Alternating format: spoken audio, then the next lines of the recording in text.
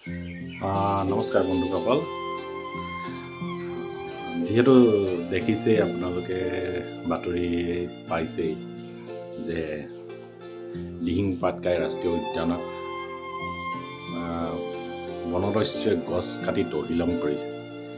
সেই উদ্দেশ্যে আজি আমি দুজনমান বন্ধুৰ সৈতে যাব ওলাইছোঁ। গতিকে যাত্ৰা আৰম্ভ কৰিব লৈছোঁ। এতিয়া পিছত জংঘলৰ মাজত লগ পাম। ধন্যবাদ।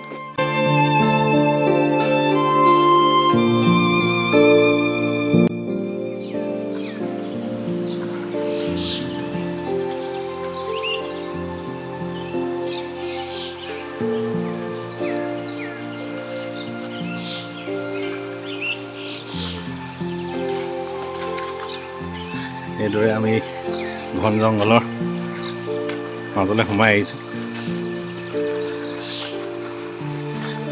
দুষ্কৃতি গাড়ীয়ে গছ কাটিছিলে কিছুদিনৰ আগে, তাকে আমি সৰজমিন তদন্ত কৰিবলৈ আহিছোঁ। পিছলৈ লগ পাম। আমাৰ পিছফালে দাদা দুজন আহি আছে,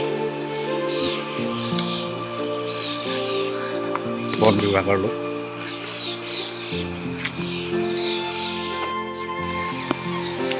সেইদৰে আমি গৈ আছোঁ বন বিভাগৰ লোক আৰু আমাৰ সংবাদ মাধ্যমৰ বন্ধু তথা আমাৰ প্ৰকৃতিবিদ মৃদু পৱন ফুকন পিছফালে আহি আছে। ঘন অৰণ্যৰ মাজত দবা পিটা বৰষুণ চলি আছে, হয়তো আপোনালোকে শব্দ শুনিছে। সেইদৰে আমি গৈ আছোঁ ভিতৰলৈ। সেইদৰে আমি সোমাই আহি আছোঁ। এতিয়াও বহুত বাকী। মূল জেগাটুকুৰা যিটুকুৰা আমি বিচাৰি গৈছোঁ, আচলতে যিটুকুৰাত দুষ্কৃতিকাৰীয়ে বহু গছ কাটি তহিলং কৰিছে, আমি বিচাৰি গৈ আছোঁ।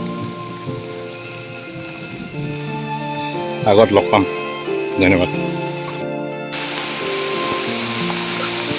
দেখিছে কিদৰে আমি বৰষুণত তিতি আমাৰ গন্তব্য স্থানলৈ গতি কৰিছোঁ। লগতে আমাৰ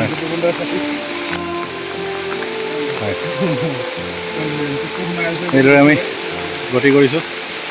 এই আমাৰ লগত আছে বিট অফিচাৰ বাস্তৱ, আৰু এইফালে আমাৰ মিনাজ আহমেদ। মৃদুপৱন পিছফালে আহি আছে। সঁচাই ক'বলগীয়া, এইদৰে বহু কষ্ট স্বীকাৰ কৰি বনকৰ্মীসকলে বনাঞ্চলখন সুৰক্ষা দি আহিছে। আমি এইদৰে আগবাঢ়িছোঁ লাহে লাহে। অতি প্ৰবল বৃষ্টিপাত চলি আছে এতিয়া, আমি কিন্তু আগবাঢ়ি গৈ আছোঁ। আগত লগ পাম।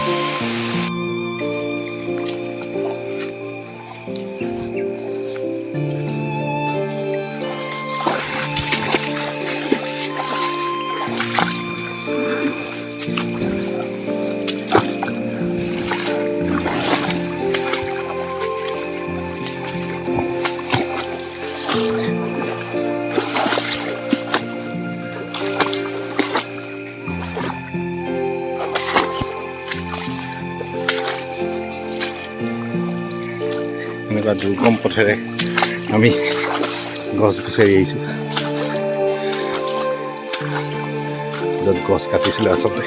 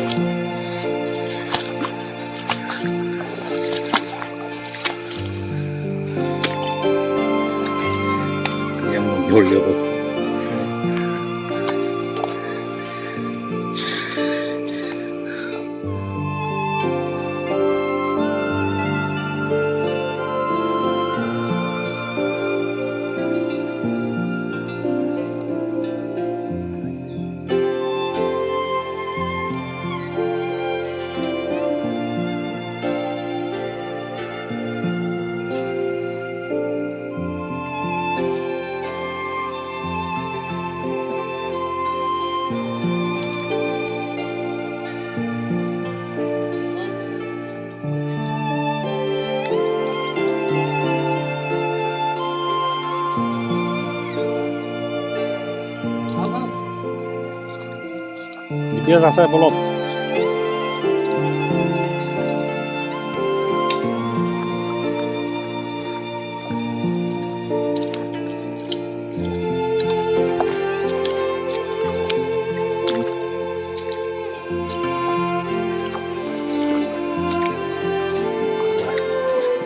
চুপটা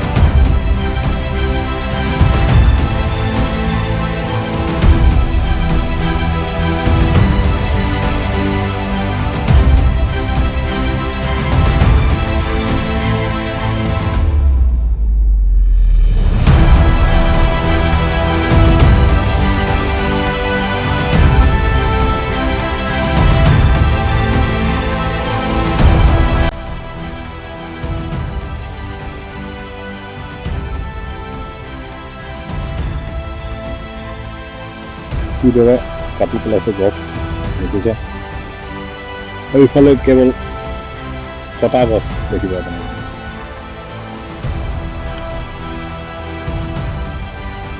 দেখিছে কিদৰে গছ চাৰিওফালে কেৱল গছে গছ কিন্তু কাটি থৈছে সঁচাই প্ৰকৃতিক কিদৰে ধ্বংস কৰিছে আপোনালোকে চাব পাৰে।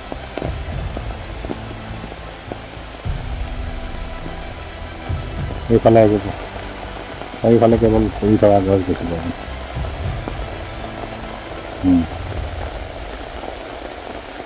এইফালে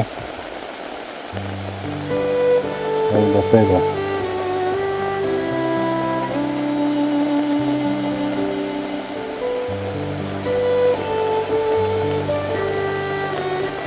আমি এই বৰষুণৰ মাজতো কিন্তু দিহিং পাটকাই আমি যেনেকৈ হ'লেও বচাব লাগিব। গতিকে ৰাইজ সতৰ্ক হওক। এইদৰে বৃহৎ আকাৰৰ গছ কাটি পেলালে এদিন হয়তো আমাৰ এই দিহিং পাটকাই নাথাকিব, মৰুভূমিলৈ পৰিৱৰ্তন হ'ব। মই বিদ্যুৎ মহন্ত, মৃদু পৱন ফুকন আৰু মিনাজ আহমেদে সকলোকে আহ্বান জনাইছোঁ, দিহিং পাটকাইক ৰক্ষা কৰক। Save Dihing Patkai please. আজি দিহিং পাটকাইলৈ যাবলৈ সুবিধা কৰি দিয়াৰ বাবে বিশেষভাৱে ধন্যবাদ জনাইছোঁ নাহৰকটীয়াৰ বিট অফিচাৰ বাস্তৱ বৰকটকীক। লগতে ধন্যবাদ জনাইছোঁ জয়পুৰৰ বনাঞ্চলিক বিষয়া পুষ্পধৰ বুঢ়াগোহাঁই আৰু সকলো বনকৰ্মীক। ধন্যবাদ। ছেভ দিহিং পাটকাই। ধন্যবাদ। জয় আই অসম।